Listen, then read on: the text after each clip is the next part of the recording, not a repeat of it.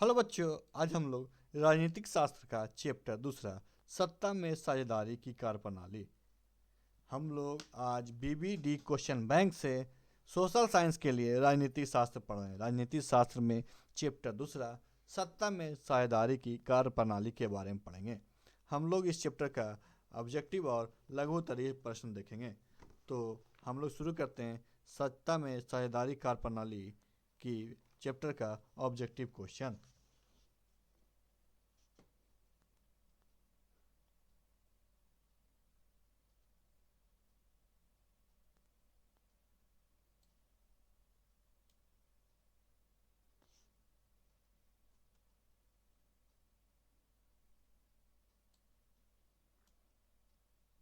संघ राज की विशेषता नहीं है। संघ राज की विशेषता नहीं है। इसका आंसर क्या होगा? सी, इकहरी शासन व्यवस्था। इकहरी शासन व्यवस्था संघ सरकार का उदाहरण है। संघ सरकार का उदाहरण है किसका? संघ सरकार का उदाहरण कौन है? अमेरिका। दल बदल कानून निम्नलिखित में से किस पर लागू होता है? दल बदल कानून निम्नलिखित में से किस पर लागू होता है? किस पे होता है? सांसद एवं विधायकों पे। किस पे? सांसद एवं विधायकों पे। सत्ता में साझेदारी सही है क्योंकि। सत्ता में साझेदारी सही है क्योंकि यह विविधता को अपने में समेट लेती है। पंचायती राज व्यवस्था सर्वप्रथम किस राज्य में लागू किया गया था? पंचायती राज व्यवस्था सर्वप्रथम किस राज्य में लागू किया गया था? यह पंचायती राज प्रणाली की शुरुआत कहाँ हुई थी? राजस्थान में। ग्राम कचहरी का प्रधान कौन होता है? ग्राम कचहरी का प्रधान कौन होता है? ग्राम कचहरी का प्रधान सरपंच होता है। बिहार झारखंड का विभाजन कब हुआ था? बिहार झारखंड का विभाजन कब हुआ था? झारखंड राज्य का गठन कब हुआ? झारखंड राज्य का गठन 15 नवंबर 2000 को हुआ। भारतीय संविधान के अनुच्छेद 19 में भारतीय संविधान के अनुच्छेद 19 में देश के सभी नागरिकों को कौन सा मूल अधिकार दिया गया है? भारतीय संविधान के अनुच्छेद 19 में देश के सभी नागरिकों को कौन सा मूल अधिकार दिया गया है? कौन सा मूल अधिकार दिया गया है? स्वतंत्रता का अधिकार।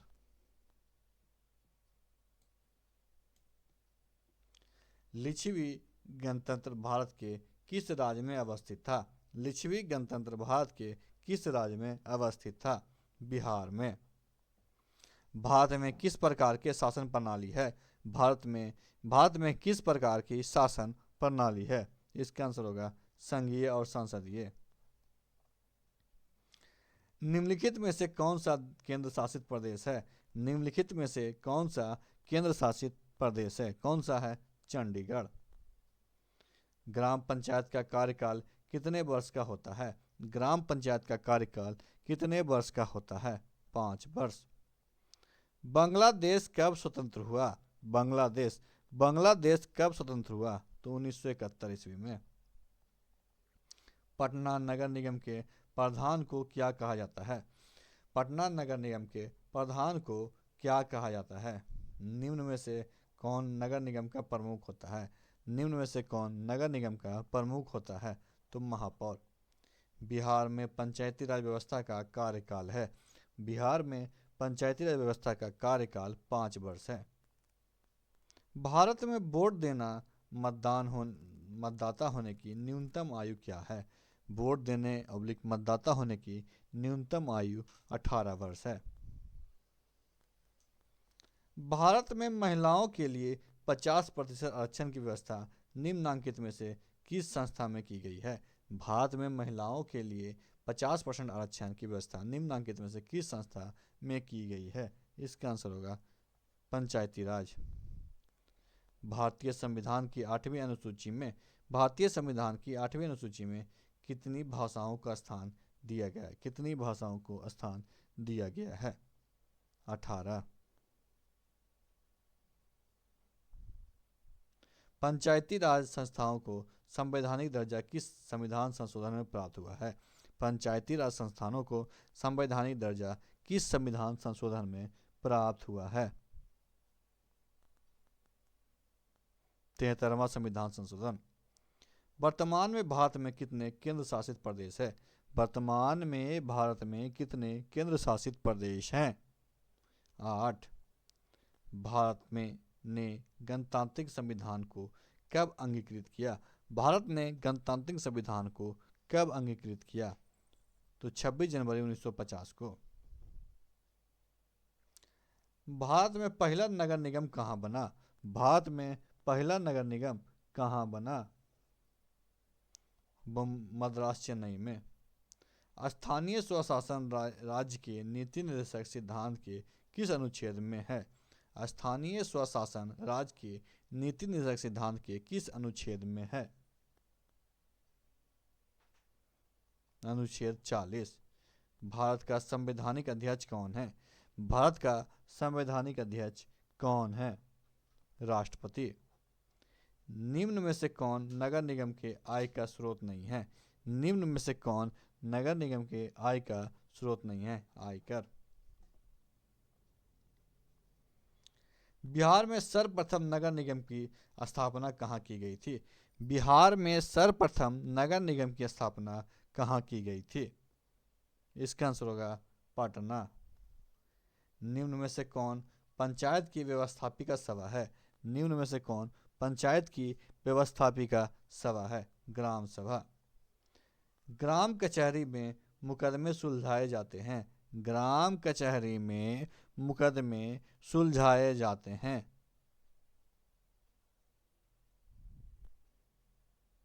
फौजदारी मामले। इसमें फौजदारी और दीवानी दोनों सुलझाए जाते हैं। इसका आंसर सी होगा।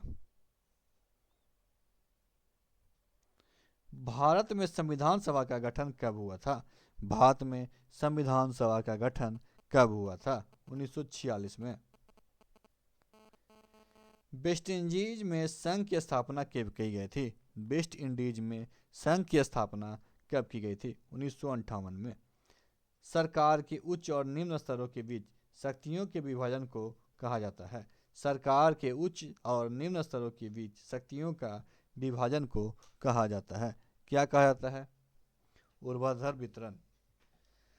ग्राम पंचायत का प्रधान कौन होता है? ग्राम पंचायत का प्रधान कौन होता है? मुखिया।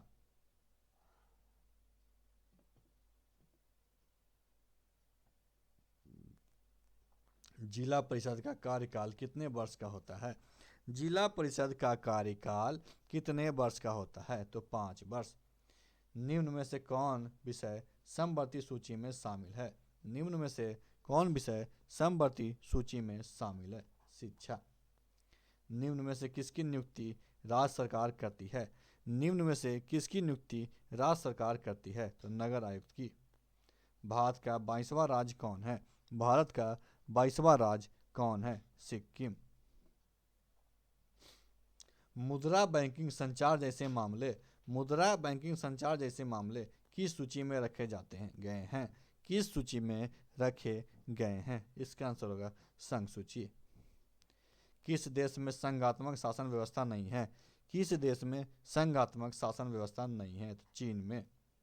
हिंदी के अलावा अन्य कितनी भाषाओं को संविधान द्वारा अनुसूचित भाषा के रूप में मान्यता प्राप्त है? संविधान द्वारा अनुसूचित भाषा के रूप में मान्यता प्राप्त है। 21।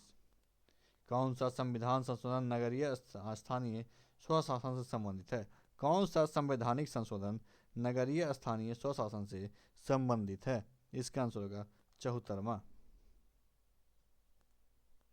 लोकतांत्रिक विकेंद्रीकरण का सुझाव निम्न में से किसने दिया? लोकतांत्रिक विकेंद्रीकरण का सुझाव निम्न में से किसने दिया? इसका आंसर होगा बलवंत राय मेहता समिति। कार्यपालक पदाधिकारी की नियुक्ति कहाँ की जाती है? कार्यपालक पदाधिकारी की नियुक्ति कहाँ की जाती है? तो नगर परिषद में।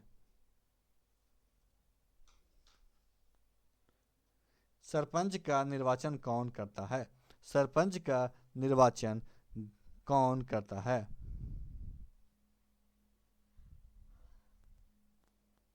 ग्राम सभा के सदस्यों। संविधान की 12वीं अनुसूची का संबंध किससे है? संविधान की 12वीं अनुसूची का संबंध किससे है? तो नगर पालिका का कार्यक्षेत्र। निम्न में से कहाँ एकात्मक शासन व्यवस्था है? निम्न में से कहाँ एकात्मक शासन व्यवस्था है? इंग्लैंड में। मेघालय किस राज्य को काटकर बनाया गया है? मेघालय किस राज्य को काटकर बनाया गया? तो असम। समवर्ती सूची के विषयों पे कानून बनाने का अधिकार किसे प्राप्त है? समवर्ती सूची के विषयों पे कानून बनाने का अधिकार किसे प्राप्त है? सी, राज्य और संघ दोनों को। निम्न में से किस देश का एकात्मक शासन व्यवस्था है? निम्न में से किस देश में एकात्मक शासन व्यवस्था है? इनमें से सभी में। निम्न में से किस विषय को राज सूची में रखा गया है? निम्न में से किस विषय को राज सूची में रखा गया है? इनमें से सभी को। निम्न में से किसे नगर का प्रथम नागरिक माना जाता है? निम्न में से किसे नगर का प्रथम नागरिक माना जाता है? तो महापौर को। निम्न में से किस शहर में नगर निगम की स्थापना हो चुकी है? निम्न में से किस शहर में नगर निगम की स्थापना हो चुकी है? तो भागलपुर। बिहार में एक नगर निगम में अधिकतम कितने वार्ड हो सकते हैं? बिहार में एक नगर निगम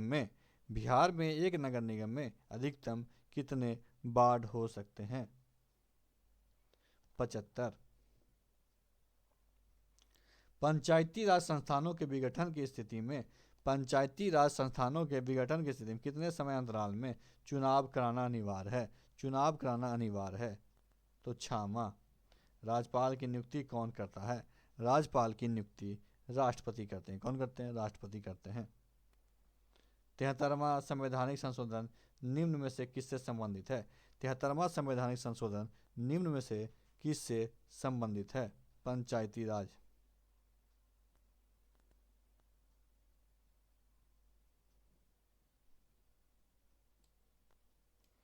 निम्नलिखित में से कहाँ संघीय सरकार प्रणाली है? नहीं है। कहाँ संघीय सरकार प्रणाली नहीं है? तो चीन में। निम्न में से क्या भारतीय संघीय व्यवस्था की विशेषता नहीं है? निम्न में से क्या भारतीय संघीय व्यवस्था की विशेषताएं नहीं है? दोहरी नागरिकता। पंचायती राज व्यवस्था से संबंधित समिति कौन है? पंचायती राज व्यवस्था से संबंधित समिति कौन है? अशोक मेहता समिति और बलवंत राय मेहता समिति। निम्न में से कहाँ महिलाओं के लिए आरक्षण की व्यवस्था है? निम्न में से कहाँ महिलाओं के लिए आरक्षण की व्यवस्था है? कहाँ है? तो इनमें से सभी में। संविधान की 11वीं अनुसूची का संबंध किससे है? संविधान की 11वीं अनुसूची का संबंध किससे है? तो ग्राम पंचायत से। राज्य पुनर्गठन आयोग का गठन किसकी अध्यक्षता में हुआ? किसकी अध्यक्षता में हुआ? फैजल अली। मुखिया के विरुद्ध अविश्वास प्रस्ताव पारित होने के लिए कितना बहुमत की आवश्यकता होती है?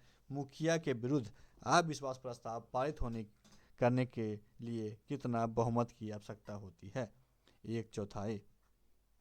अब हम लोग इस चैप्टर का लघु उत्तरीय प्रश्न देखेंगे। संघीय शासन की कोई 4 विशेषताएं बताएं। संघीय शासन की कोई 4 विशेषताएं बताएं। संघीय शासन व्यवस्था के प्रमुख 4 विशेषताएं इस प्रकार है। पहला, संविधान की सर्वोच्चता। संविधान के द्वारा केंद्रीय सरकार और इकाई की सरकारों में शक्तियों का विभाजन। लिखित और कठोर संविधान। स्वतंत्र उच्चतम न्यायालय। नेक्स्ट क्वेश्चन है, भारतीय संविधान के अनुच्छेद 19 के विषय में लिखें। भारतीय संविधान के अनुच्छेद 19 के विषय में लिखें। हमारे संविधान के अनुच्छेद 19 में देश के सभी नागरिकों को स्वतंत्रता का मूल अधिकार दिया गया है।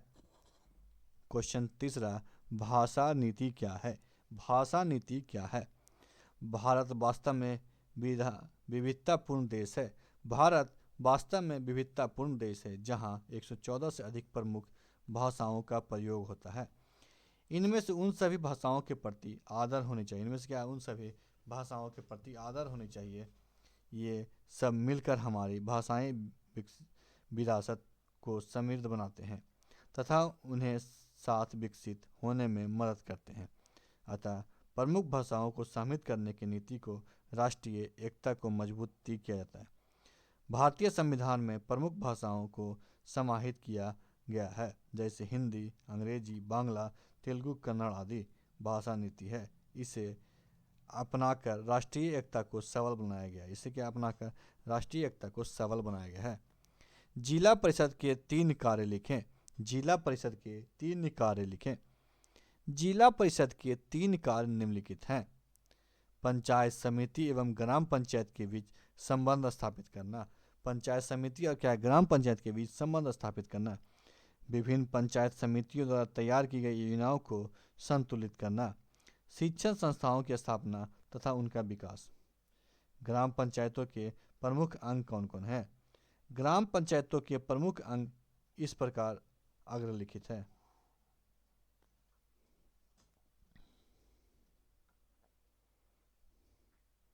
पहला ग्राम सभा, दूसरा कार्यकारिणी समिति, तीसरा पंचायत सेवक, चौथा ग्राम रक्षक दल, पांचवा ग्राम कचहरी। संघ राज का अर्थ बताएं। क्वेश्चन छठा है, संघ राज का अर्थ बताएं। जब सत्ता का विभाजन क्षेत्रीयाधीन स्वायत्ता जब सत्ता का विभाजन क्षेत्रीयाधीन स्वायत्ता केंद्रीय, राज्य या क्षेत्रीय स्तर पर स्थानीय सरकारों के बीच वितरित कर दी जाती है तो संघीय राज कहलाती है। किंतु सर्वोच्च सत्ता केंद्र के पास होती है। सर्वोच्च सत्ता किसके पास? केंद्र के पास होती है। गठबंधन की सरकारों में साझेदार कौन कौन होते हैं? गठबंधन की सरकारों में साझेदार कौन कौन होते हैं? भारत में गठबंधन की राजनीति अब समय की मांग बन गई है। भारत में गठबंधन की राजनीति अब समय की मांग बन गई है।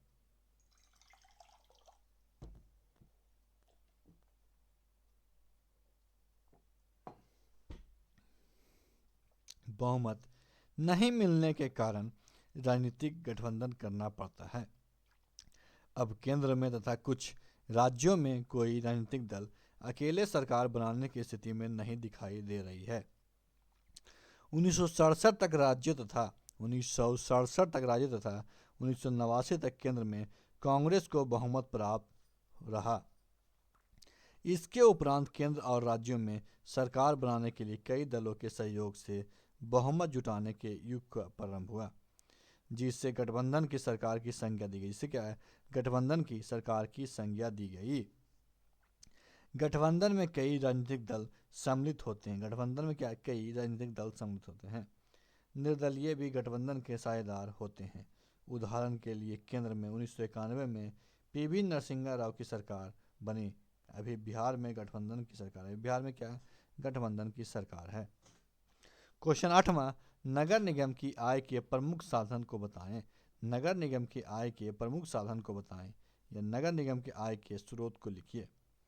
नगर निगम अपने कार्यों के संचालन हेतु नगर निगम अपने कार्यों के संचालन हेतु कई प्रकार के आय अर्जित करता है।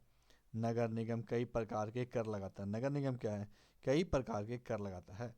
विभिन्न प्रकार के करों में मकान कर, नल कर, शौचालय कर, पशु कर, छोटे वाहनों पर कर, ठेला रिक्शा आदि सभी कर प्रमुख हैं। इन करों से प्राप्त आय की राशि इतनी कम होती है कि नगर निगम का कार्य इससे नहीं चल पाता, जिसके चलते राज्य सरकार समय समय पर आर्थिक अनुदान देकर निगम की वार्षिक बजट की क्षतिपूर्ति करती है। नगर निगम विभिन्न प्रकार के नीलामी के माध्यम से आय अर्जित करती है। नगर निगम क्या है? विभिन्न प्रकार के नीलामी के माध्यम से आय अर्जित करती है। पंचायती राज से आप क्या समझते हैं? पंचायती राज से आप क्या समझते हैं? आज का युग लोकतंत्र का युग है। आज का युग क्या है? लोकतंत्र का युग है। लोकतंत्र में शासन की विकेंद्रीकरण पर विशेष बल दिया जाता है। भारतीय प्रशासन में विकेंद्रीकरण के सिद्धांत को अपनाए जाने की आवश्यकता प्रतीत हुई।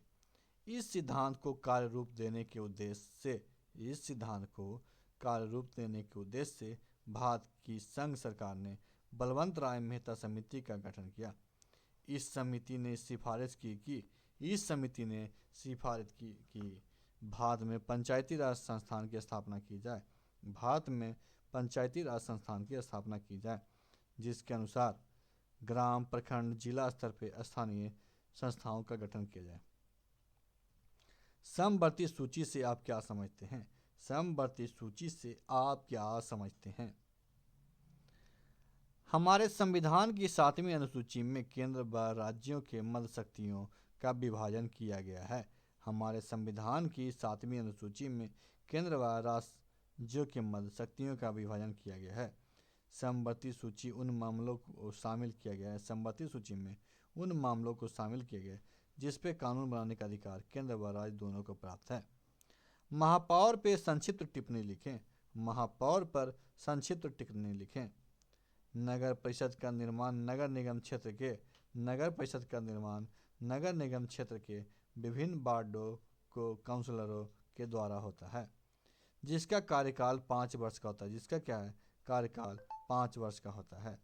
इनमें सदस्यों के बीच में से एक महापौर तथा एक उप महापौर का चयन किया जाता है। महापौर नगर का प्रथम नागरिक माना जाता है। महापौर की अनुपस्थिति में नगर परिषद का कार्यकाल उप महापौर के द्वारा संपन्न किया जाता है। ग्राम पंचायत के किन्हीं 2 कार्यों का वर्णन करें। ग्राम पंचायत के किन्हीं 2 कार्यों का वर्णन करें। ग्राम पंचायत के सामान्य कार्य। ग्राम पंचायत के सामान्य कार्य पंचायत क्षेत्र के विकास के लिए वार्षिक योजना तथा वार्षिक बजट तैयार करना। पंचायत क्षेत्र के विकास के लिए वार्षिक योजना तथा वार्षिक बजट तैयार करना। प्राकृतिक विपदा में सहायता करने का कार्य। सार्वजनिक संपत्ति से अतिक्रमण हटाना, स्वैच्छिक श्रमिक को संगठित करना और सामुदायिक कार्यों को स्वैच्छिक सहयोग करना। केंद्र शासित राज्य क्या है? केंद्र शासित राज्य क्या है? जब राज्य का शासन केंद्र द्वारा संचालित होता है जब राज्य का संचालन केंद्र द्वारा संचालित होता है तो उसे केंद्र शासित राज्य कहा जाता है, जैसे दमन और अंडमान निकोबार इत्यादि। नगर निगम के किन्हीं 2 कार्यों का वर्णन करें। नगर निगम के किन्हीं 2 कार्यों का वर्णन करें। नगर निगम नागरिकों को स्थानीय आवश्यकता एवं सुख सुविधाओं का ध्यान रखते हुए अनेक कार्य करता है। नगर निगम के 2 प्रमुख कार्य निम्नलिखित हैं। नगर निगम के 2 प्रमुख कार्य निम्नलिखित हैं। नगर क्षेत्र की नालियां, पेशाब खाना, शौचालय आदि निर्माण करना एवं उनकी देखभाल करना। नगरीय क्षेत्र में कूड़ा तथा गंदगी की सफाई करना। नगरीय क्षेत्र में कूड़ा तथा गंदगी की सफाई करना। संघात्मक एवं एकात्मक शासन व्यवस्था के अंतर स्पष्ट कीजिए। संघात्मक तथा एकात्मक शासन व्यवस्था में अंतर स्पष्ट कीजिए। संघात्मक एवं एकात्मक शासन व्यवस्था में अंतर। संघात्मक शासन व्यवस्था, एकात्मक शासन व्यवस्था। इस प्रकार शासन के स्वरूप में 2 स्तरों पर सरकार होती है तथा सत्ता के इन दोनों स्तरों की सरकार अपने अपने स्तर पर स्वतंत्र होकर कार्य करती है। इस शासन के स्वरूप में शासन एक ही स्तर पर होता है तथा राज्य सरकारें उसके अधीन होकर कार्य करती है। इस व्यवस्था में राज्य सरकारें को शक्ति संविधान से प्राप्त होती है। इसमें राज्य सरकारों को अपनी शक्ति केंद्र सरकार से प्राप्त होती है। ग्राम कचहरी के क्षेत्राधिकार बताइए। ग्राम कचहरी के क्षेत्राधिकार बताइए। ग्राम कचहरी को भारतीय दंड संहिता की अनेक धाराओं से संबंधित मुकदमे की सुनवाई करने का अधिकार है। ग्राम कचहरी को भारतीय दंड संहिता की अनेक धाराओं से संबंधित मुकदमे की सुनवाई करने का अधिकार है। यह दीवानी और फौजदारी दोनों प्रकार के मुकदमे की सुनवाई करती है। ग्राम कचहरी को 10,000 रुपये तक दीवानी मुकदमे सुनने का अधिकार प्राप्त है। ग्राम कचहरी की न्यायपीठ किसी अपराधी को 1,000 रुपये तक अधिक जुर्माना नहीं कर सकती। राज्य वित्त आयोग का प्रमुख कार्य क्या है? राज्य वित्त आयोग का प्रमुख कार्य क्या है? राज्य वित्त आयोग का प्रमुख कार्य बजट बनाना और वार्षिक वित्तीय विवरणी तैयार करना है। बिहार में राज्य वित्त आयोग के मुख्य कार्य व्यय निगरानी, कोषागार प्रशासन और सरकारी विभाग के आंतरिक लेखा परीक्षण करना है। दोहरी शासन व्यवस्था से आप क्या समझते हैं? दोहरी शासन व्यवस्था से आप क्या समझते हैं? दोहरी सरकार की द्वैत शासन प्रणाली में प्रत्येक प्रांतीय सरकार की कार्य शाखा को सत्तावादी और लोकप्रिय रूप से उत्तरदायी घटकों से विभिन्न विभाजित करने के रूप में परिभाषित किया गया है। पहला कार्यकारी पार्षदों